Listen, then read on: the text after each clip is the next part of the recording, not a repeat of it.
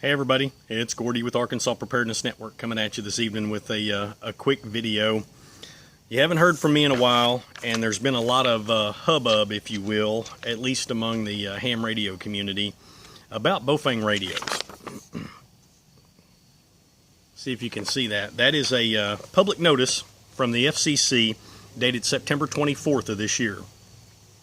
So this is only a couple of weeks ago, and as I said, there's been a lot of hubbub about it. A lot of people are screaming, oh no, they're going to get rid of my favorite Boafeng radio. I'm not going to be able to get them anymore. Well, that's not true.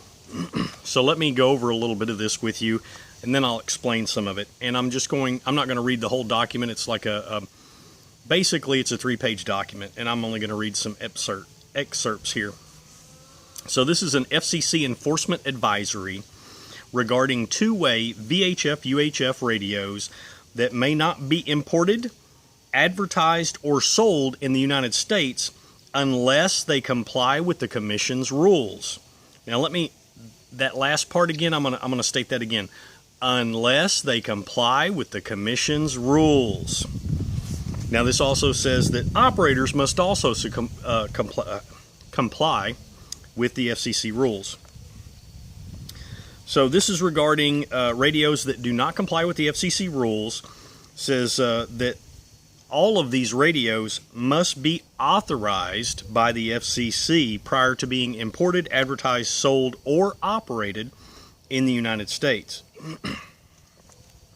These devices may only be imported, advertised, sold, or used only if the FCC has first approved them under its equipment authorization process.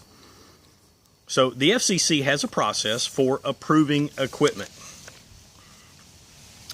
Now there is, equipment that does not comply with the technical requirements cannot be certified by the FCC, in other words, passing their approval process, and then they cannot be imported, advertised, sold, or used.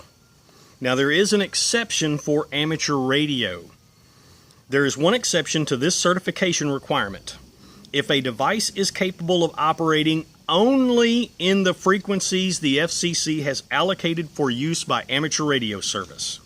In other words, if you have a radio that can only transmit within the amateur radio bands, it does not have to be type accepted if you're a licensed ham radio operator. Okay, that's the amateur radio exclusion. So the operator has to be a licensed operator, and the equipment can only transmit in the amateur radio bands. Now we all know the Boafengs, they transmit outside the ham radio bands. So this document goes on, and here I'll put this up here real quick in case you guys want to take a look at that. This is on page 3 of this document.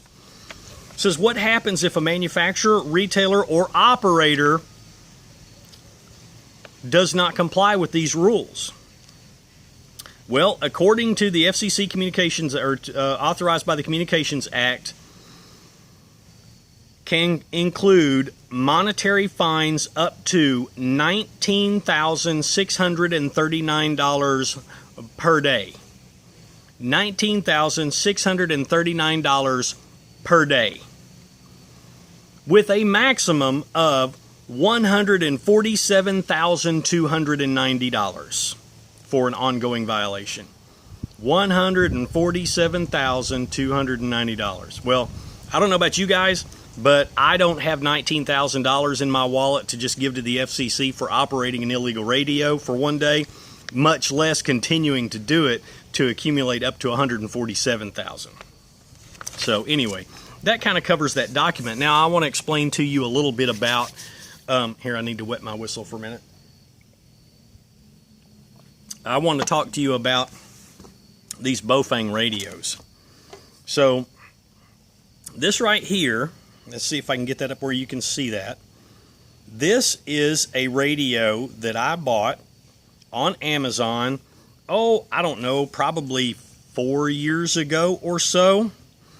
And this particular radio is now deemed illegal by the FCC because inside the back, let me see if I can hold that up there where you can see, inside the back on that label there is no FCC ID number, no FCC certification ID number. Okay?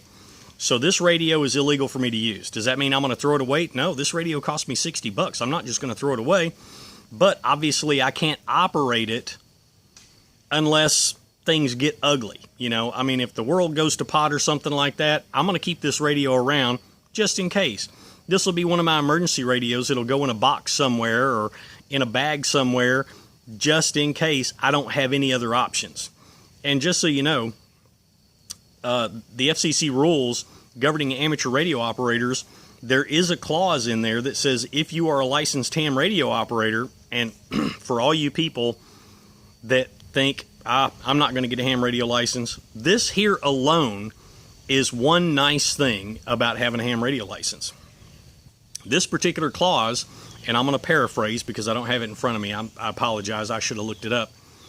But this particular clause says that if life or property are at risk and there are no other means of communication for me to prevent the loss of life or property, then I am allowed to do whatever is necessary.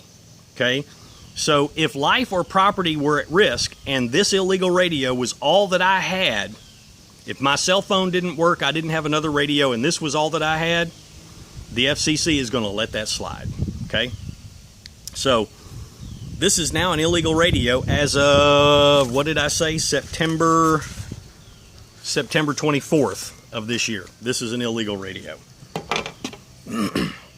Now this is my wife's Boafeng radio, and she has had this thing for probably as long as I've had that other one, or really close to it. Now this one here does have, if you look right down there, it's got right there, it says FCC, and then right up here it has the FCC ID number. You see that? It's got the FCC ID number on there. This radio is what the FCC considers legal. Now what's the difference in this radio and this radio? This one, the company paid the FCC who knows how much to be able to put that little number on the back of that radio. This one, the company did not pay the FCC the money, so the FCC says, I want your money. So that's what that's all about. So if you have a Boafeng radio, I would encourage you to open it up and look in the back, and let's see, right there above my finger, you can see it says FCC ID, and it's got the ID number for that Boafeng radio. As a matter of fact, I printed out, because I looked up the FCC ID number. This is a grant. Can you see that right there? Grant of authorization, or grant of equipment authorization. And you see that red underline right there? That's that same number that's on that blue radio. It's the same number that's on several radios that I have. That right there is a certificate from the FCC that just costs money, you know, and a process. But the company went through the money and the process to pay for that ID number. So that radio is legal. That one's legal. That one's not. Why not? Because on the back it does not have an FCC ID number. So if your radio has an FCC ID number, as long as you're transmitting legally on frequencies that you're allowed to transmit on, you're totally cool. Now, since we're talking about radios, we do have the Fall Fest coming up real soon. I mean, we're talking, what, week and a half, 2 weeks? One of the door prizes will be this here fancy schmancy little old Boafeng UV5R. Yep. Guess what? Amazon is not going to pay $19,000 a day for selling these radios illegally. This radio was purchased on Amazon. If you can buy the radio on Amazon, it's still legal. This radio has an FCC ID number. And see, it's even got the little FCC logo right down here. And as a matter of fact, they've even gone to the trouble to bold it and make it larger, the FCC ID number.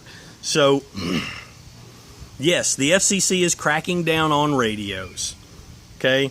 If you can still buy it, If it has an FCC ID number on the back of it, it's totally legal. That equipment is legal if it has an FCC ID number. So don't be concerned about that.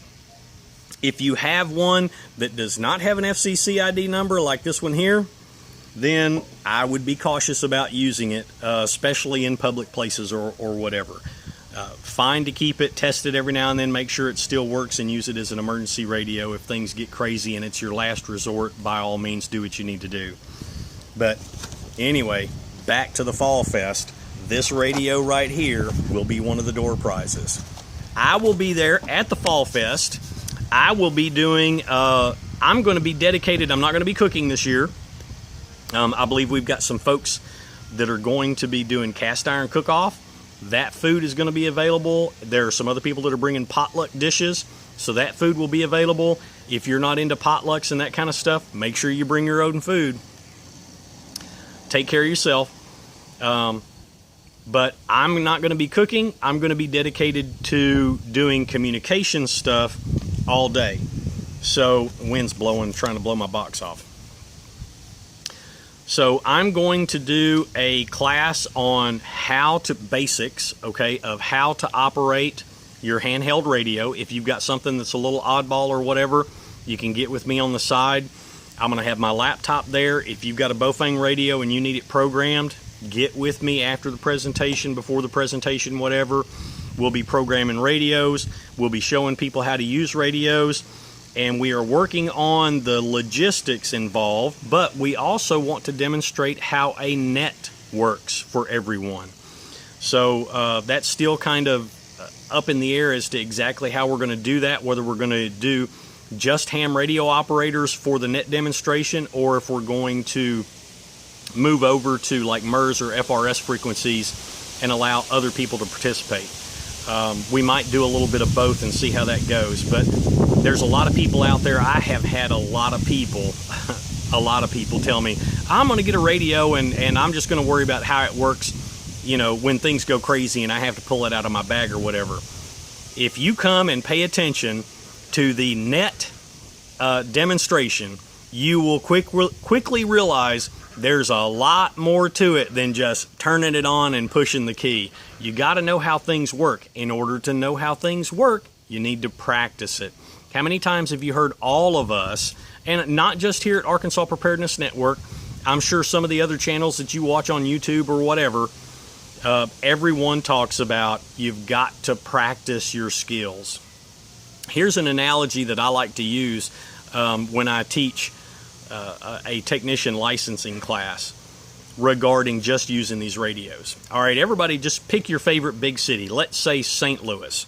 So I've never driven a car before, don't have a license for, an operator's license for driving a car. So, and I live in St. Louis. So I decided I'm going to study and I'm going to go get that license, and I'm never going to use that license. Never going to drive that car. But I've got that license just in case. So there's a flood coming. The Mississippi is flooding the city of St. Louis, and I've got to leave town, and my only option is to get in that car and drive. Everybody else is trying to leave town too. So do you think that's a wise time for me to get in that car, having never operated it, and try and get out there amongst everybody else that already knows what they're doing? Yeah, probably not a good idea. So I would encourage you, if you're going to get a radio, find some folks near you and practice using that radio. In fact, I would strongly encourage you to go ahead and get your ham radio license and get plugged into a local ham radio club. You will have lots of fun. You'll find out there's a whole lot more to radio stuff than just emergency communications. But emergency communications is a big, big part of ham radio. So anyway, that's pretty much covers everything I wanted to discuss this evening. I hope everybody is having a wonderful, blessed day. With that, I'll say shalom, God bless, and I'll catch you next time. Hopefully I'll see you at the Fall Fest.